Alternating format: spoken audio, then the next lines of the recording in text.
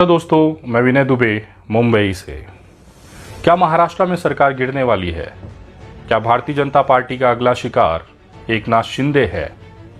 क्या भारतीय जनता पार्टी का जो अगला टारगेट है वो महाराष्ट्र की सत्ता हासिल करना है स्वयं के दम पर पूर्ण बहुमत के साथ? ये बातें मैं क्यों कह रहा हूँ आपको अगले कुछ मिनटों में समझ में आ जाएगा। जब एकनाथ शिंदे ने बगावत की थी और ठाकरे सरकार गिर गई थी, 40 विधायकों के साथ गुवाहाटी के कामाख्या देवी मंदिर में जाकर माथा टेकने के बाद ये किसी ने नहीं सोचा था कि भारतीय जनता पार्टी, जिनका मुख्यमंत्री चेहरा देवेंद्र फडणवीस खुद हैं, वो बड़ी आसानी से एकनाथ शिंदे को भारत के आर्थिक राजधानी का राज्य महाराष्ट्र मुख्यमंत्री के तौर पर दे देगी। लेकिन एक आश्चर्यजनक फैसला हम सभी के सामने था। महाराष्ट्र में जब से एकनाथ शिंदे जी की सरकार बनी है, तब से लगातार महाराष्ट्र की जो भारतीय जनता पार्टी है वो लगातार एकनाथ शिंदे के जो सहयोगी विधायक है या गुट है उनको तोड़ने में लगी। जिस तरह से एक महीने के घटनाक्रम हुए हैं, उस घटनाक्रम को आप क्रम वाइज देखिए, आपको समझ में आने लगेगा कि भारतीय जनता पार्टी आखिर एकनाथ शिंदे को क्यों हटाना चाहती है। शुरुआत होता है 40 विधायकों के साथ में एकनाथ शिंदे गुवाहाटी दौरा करते हैं। वापस आने के बाद सरकार का शपथ ग्रहण होता है। उस दिन से आज तक बच्चू कडू, जो इनके सहयोगी विधायक हैं, वो लगातार नाराज हैं। इनके बार बार इनका जो असंतुष्ट है वो मीडिया के सामने दिखता है। इनको मंत्री पद का वादा किया गया था, लेकिन वो वादा अभी तक पूरा नहीं हो पाया, क्योंकि वो फाइल जो है वो भाजपा के कार्यालय के मेज पर अभी भी पड़ी हुई है। डिसीजन वहां से आया नहीं, जिसकी वजह से एकनाथ शिंदे उन्हें मंत्री नहीं बना पाए। यही प्रलोभन या यही जो वादा था वो बहुत सारे बागी जो विधायक थे उनसे किया गया था। धीरे धीरे उनका जो पेशेंस था वो खत्म होने लगा। अब ये मामला सार्वजनिक तौर पर आप बहुत सारे विधायकों के चेहरों पर देख सकते हैं कि जो बागी हुए थे मंत्री पद के लिए। लेकिन खेला यहाँ पर भी नहीं हुआ।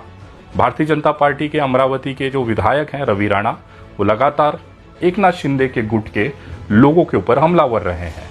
बच्चू कडू के ऊपर भी इन्होंने पैसे लेने का आरोप लगाया। बाद में ये विवाद आपस में मिटा दिया गया। लेकिन कहीं ना कहीं जो एक आपसी मनमुटाव है दोनों गुटों के बीच में, वो साफ साफ तौर पर सार्वजनिक तौर पर महाराष्ट्र की जनता देख रही थी। उसके बाद इन विधायकों को वापस से एक बार गाजर देने के लिए या एक तरह से लॉलीपॉप देने के लिए एकनाथ शिंदे फिर से गुवाहाटी जाते हैं। एक विशेष विमान से सारे विधायकों को लेकर वहां जाते हैं। वहां इनकी बैठक होती है, कामाख्या माता देवी में दर्शन करते हैं, आशीर्वाद लेते हैं। लेकिन ये कहीं ना कहीं यात्रा उन तमाम विधायकों को फिर से एक लॉलीपॉप या एक प्रलोभन देने के लिए था। जैसे ही ये वापस आते हैं, फिर एक बार चर्चा शुरू होती है कि महाराष्ट्र के जो मंत्रिमंडल विस्तार है उसकी तारीख जल्द घोषित की जाएगी। लेकिन जैसे ही ये मामला तूल पकड़ता है कि वो तारीख कब होगी कि महाराष्ट्र में नए मंत्रिमंडल का विस्तार किया जाएगा, उसी समय एक नया विवाद शुरू हो जाता है। वो विवाद है महाराष्ट्र के आराध्य देव छत्रपति शिवाजी महाराज का। जी, वो ऐसे इंसान हैं जिनके महाराष्ट्र के कण कण में, महाराष्ट्र के हर एक जन के दिल में बसते हैं और वो एक दैवत की तरह, एक भगवान की तरह महाराष्ट्र की वीर भूमि पर पूजे जाते हैं। भारतीय जनता पार्टी के मनोनीत राज्यपाल कोश्यारी जी लगातार छत्रपति शिवाजी महाराज को अपमान करते रहते हैं। ये कड़ी केवल यहाँ नहीं रुकती है। भारतीय जनता पार्टी के एक विधायक मंगल प्रभात लोढ़ा भी छत्रपति शिवाजी का अपमान करने में कोई कसर नहीं छोड़ते। ये दोनों भारतीय जनता पार्टी से बिलोंग करते हैं और महाराष्ट्र के अंदर सरकार होते हुए भी महाराष्ट्र के आराध्य देव को अपमानित करते हैं। ये केवल इसलिए किया जाता है कि एक विवाद छत्रपति शिवाजी महाराज को लेकर आम जनता के अंदर एक इमोशनल अटैचमेंट है। एक बहुत सेंसिटिव मामला महाराष्ट्र की भूमि के लिए छत्रपति शिवाजी महाराज रखते हैं। यही वो विवाद का कारण है जहां पर सरकारों पे उंगली उठने लगी। लगातार छत्रपति शिवाजी महाराज के इस अपमान को लेकर, दोषियों पर कार्रवाई को लेकर मांग का जो दायरा था वो बढ़ता रहा। छत्रपति शिवाजी महाराज के वंशज छत्रपति उदयनराजे भोसले और तमाम वो लोग जो इस परिवार से संबंधित है, उन्होंने अपनी आपत्ति दर्ज कराई। दुर्भाग्य ये है कि ये सारे परिवार भारतीय जनता पार्टी के या तो पार्टी में है या उनको समर्थन करते हैं। ये जो रणनीति थी ये कहीं ना कहीं शिंदे साहब को कटघरे में खड़ा करती है। लोग उनकी कार्यक्षमता पर सवाल उठाते हैं। लोगों के बीच में ये एक माहौल बनाया जा रहा है कि महाराष्ट्र एकनाथ शिंदे से नहीं संभाला जा रहा है। भारतीय जनता पार्टी ने जब इस विवाद को लेकर एक देखा कि आम जनता बहुत गंभीर तरीके से सड़कों पर उतर जाएगी, फिर एक नया मुद्दा लोगों के सामने छोड़ दिया गया ताकि छत्रपति शिवाजी महाराज का अपमान का बदला बगल में रखकर वापस एकनाथ शिंदे को टारगेट करने के लिए एक नया माहौल तैयार किया जाए। ये वही मुद्दा है जो पिछले 40 वर्षों से इस देश के महाराष्ट्र के राज्य में चल रहा है। वो मुद्दा है कर्नाटक और महाराष्ट्र के बीच में एक गांव बेलगावी का। ये वो गांव है, ये एक एरिया है जो महाराष्ट्र और कर्नाटक के बॉर्डर पर आता है। जब इस देश में भाषा के आधार पर प्रांतों का गठन किया गया तो महाराष्ट्र और कर्नाटक राज्य बने। उसी के बॉर्डर पर एकदम सीमा पर बसा हुआ बेलगावी, जिसमें अधिकतर महाराष्ट्र के मराठी भाषिक लोग हैं, वो महाराष्ट्र में आना चाहते थे, लेकिन प्रांतवार रचना के हिसाब से वो कर्नाटक को दे दिया गया। ये विवाद हिंदू हृदय सम्राट माननीय बाला साहब ठाकरे के समय से अभी तक चला आ रहा है। छत्रपति शिवाजी महाराज का विवाद जब तूल पकड़ रहा था, इस मुद्दे को कम करने के लिए, इसकी तीव्रता कम करने के लिए अचानक से बेलगावी का कर्नाटक का सीमा विवाद वापस से निकाल दिया गया। सोचने की बात यह है कि महाराष्ट्र में भारतीय जनता पार्टी की सरकार है, कर्नाटक में खुद भारतीय जनता पार्टी का मुख्यमंत्री है। दोनों ही राज्यों में भारतीय जनता पार्टी की सत्ता होते हुए भी ये विवाद अब सड़कों पर उतर चुका है। एनसीपी के राष्ट्रीय अध्यक्ष माननीय शरद पवार जी ने 48 घंटों का अल्टीमेटम दिया है। राज ठाकरे की जो सेना महाराष्ट्र नवनिर्माण सेना है, अब वो बसों के आंदोलन पर सड़क पर उतर चुकी है। जगह जगह कर्नाटक के बस तोड़े गए, कर्नाटक में महाराष्ट्र के वाहनों को तोड़ा गया, क्षतिग्रस्त किया गया। अचानक से कुछ संगठन आगे आते हैं और इस आग में घी डालने का काम करते हैं।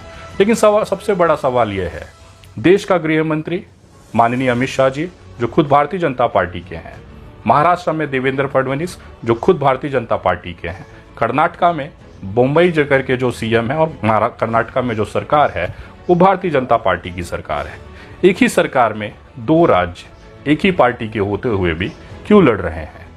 इसके बाद एक तमाम जो विरोधी पार्टियां हैं, चाहे उसमें ठाकरे सरकार, उद्धव ठाकरे की शिवसेना हो, राष्ट्रवादी कांग्रेस हो, मनसे हो, चाहे अन्य दल हो, ये तमाम लोगों को एक मौका मिल गया एकनाथ शिंदे पर सवाल उठाने के लिए।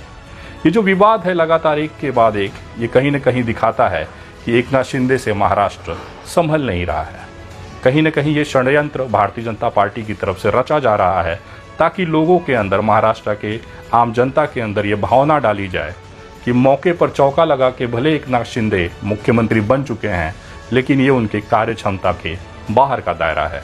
महाराष्ट्र को अगर कोई संभाल सकता है तो वो केवल देवेंद्र फडणवीस है। शायद यही एक ऐसा माहौल बागी जो विधायक हैं उनके दिलों में भी डाला जा रहा है।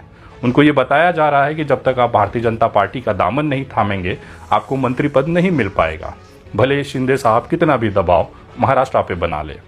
दूसरा दायरा ये है कि मेरे सूत्रों से ये खबर मिली हुई है कि बहुत जल्द जो 40 विधायक टूट के गए हैं, एक नई सरकार बनाई है जो बागी हुए थे एकनाथ शिंदे के नेतृत्व में, अब उसमें से अधिकतर विधायक भारतीय जनता पार्टी के संपर्क में है, जो बहुत जल्द ये भारतीय जनता पार्टी का दामन थामेंगे और नए जो भारतीय जनता पार्टी की सरकार बनने की जो संभावनाएं बन रही हैं उसमें ये मंत्री पद लेंगे।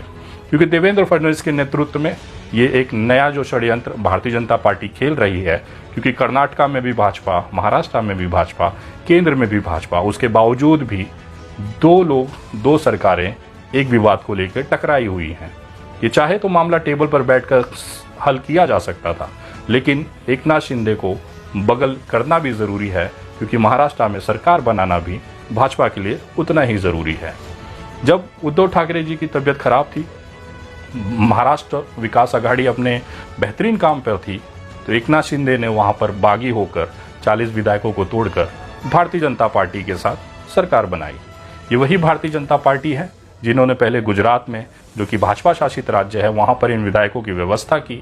भारतीय जनता पार्टी के बहुत सारे नेता, जिसमें मुख्यतः मोहित कंबोज, इनके साथ लगातार बने रहे। आप तमाम लोगों ने समाचार चैनलों पे देखा, मोहित कंबोज और बाकी भारतीय जनता पार्टी के जो देवेंद्र फडणवीस के एकदम खास व्यक्तित्व हैं, उन्होंने पहले सूरत, बाद में गुवाहाटी और फिर महाराष्ट्र में इस सरकार को बनाने में धन, बल और षड्यंत्र सभी का भरपूर इस्तेमाल किया। लेकिन एकनाथ शिंदे और उनके 40 भोले भाले विधायक ये भूल गए कि जो इंसान आपको गद्दारी कराने पर, बागी होने पर वो सारी सुविधा में उपलब्ध कराता है, जिस दिन वो चाहेगा महाराष्ट्र में सरकार बनाना, तो इन 40 में से भी वही लोगों को तोड़कर अपने पास शामिल कर लेगा। तो बहुत कम अंतर है, बहुत कम विधायकों की ज़रूरत है उनको तोड़कर वापस से महाराष्ट्र में एक छत्र भारतीय जनता पार्टी की सरकार बनना की संभावना जो है वो दिखाई दे रही है।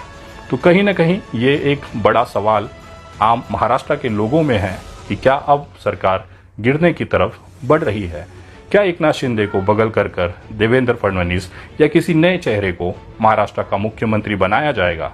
क्या भारतीय जनता पार्टी एक मतलब अपने दम पर महाराष्ट्र में फिर से सत्ता काबीज करेगी?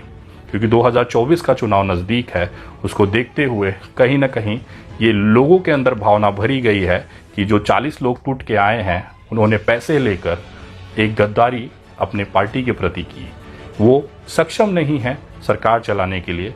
और ये सारे जो कृत्य हैं, चाहे वो बच्चू कडू के नाराज़गी का हो, 40 विधायकों के अंदर असंतुष्टता का हो, चाहे छत्रपति शिवाजी महाराज के अपमान का हो, चाहे बेलगाम का मुद्दा हो, इसके अलावा बहुत सारे ऐसे मोर्चे खोले गए हैं जहां पर रोज एकनाथ शिंदे पर सवाल खड़े किए जाते हैं। तो ये जो छोटा सा एक दृश्य है, मैं आपको दिखाने की कोशिश कर रहा था। इससे शायद आपको अंदाज़ा हो जाएगा कि महाराष्ट्र की राजनीति में अगला कदम अब क्या होने वाला है। लेकिन एक चीज़ तो तय है, गद्दारी और बागी इसका जो अंत होता है वो हमेशा खराब ही होता है। ये इतिहास रहा है। तो शायद इस बार आपको एक नई गद्दारी और एक नया बागीपन महाराष्ट्र में देखने को मिलेगा, और एक उथल पुथल जो मची हुई है, इसका जो अंत है वो बुरा ही होना है। महाराष्ट्र एक बार फिर से सत्ता परिवर्तन की तरफ बढ़ रहा है, ऐसी आशंका मुझे महसूस हो रही है। हो सकता है मैं गलत हूँ, लेकिन जो माहौल और जो रणनीतियाँ बनाई जा रही हैं वो इसी की तरफ इशारा करती हैं। देखते हैं आगामी भविष्य में महाराष्ट्र किस दिशा करवट लेता है। एक छोटी सी रिपोर्ट विनय दुबे की तरफ से। अगर आपको ये रिपोर्ट पसंद आई हो तो कृपया लोगों तक पहुंचाएं, शेयर करें। आप इस बारे में क्या विचार रखते हैं कमेंट ज़रूर करिएगा। जय हिंद, जय महाराष्ट्र।